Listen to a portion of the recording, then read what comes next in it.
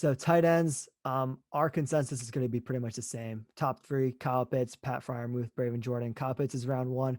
I see Pat Freiermuth and Brevin Jordan as round two. Brevin Jordan maybe like the third round. You can fall into there.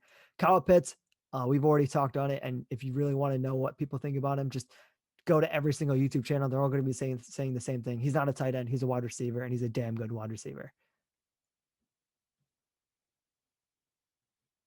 Yeah, so I think the top five we have the same dudes, right, Reeb? So not really too much to talk about. Mm-hmm. Number one is Undisputed.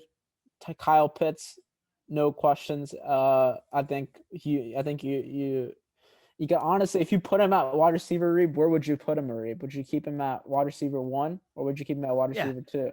I think a pro comp for him could be anyone who's a good jump ball wide receiver who has some good speed, like maybe like a Mike Evans or a Kenny Galladay, because In he's not this a class, tight would you end. keep him as wide receiver one Would I put him at wide receiver one? over Chase? No, I wouldn't put him above Chase, I think. I'd put him over Smith, but I don't know if I'd put him above Yeah, Chase. I'd probably put But I Chase think as a above. prospect, I'd take Pitts over Chase. So it is interesting.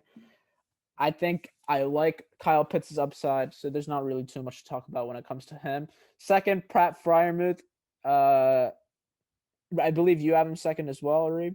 Yeah, and for me, he's a Zach Ertz type of player. I think Exactly. Yeah. he's a good receiver, good catch radius. I don't think he's that good of an athlete like Zach Ertz, but he has the ability to be a solid route runner and just Could makes see be a potentially nice late day pass catching one. tight end. Could see a late first round pick in him. Probably day Yeah, I two. agree.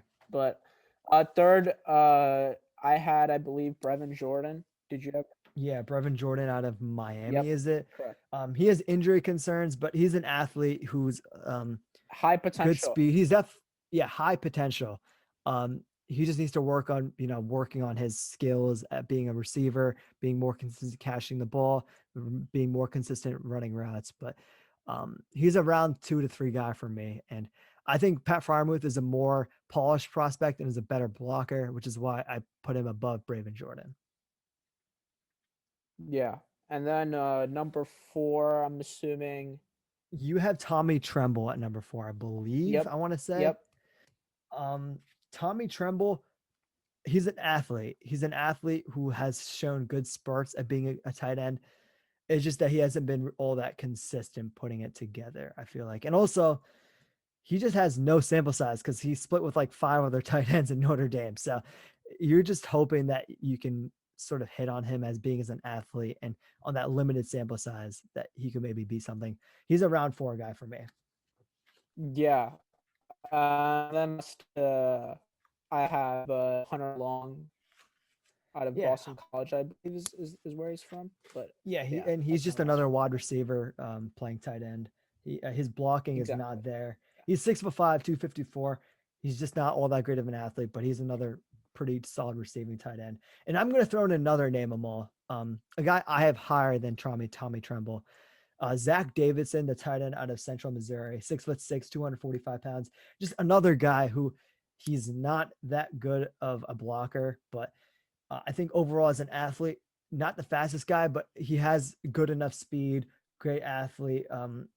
Just overall like agility wise, I'd say. And again, another pass catching ability, jump balls. He's a really good jump ball wide receiver downfield. So maybe he's a good jump ball wide receiver because he doesn't have the speed to separate downfield, but he was able to position himself in pretty good spots to catch these balls.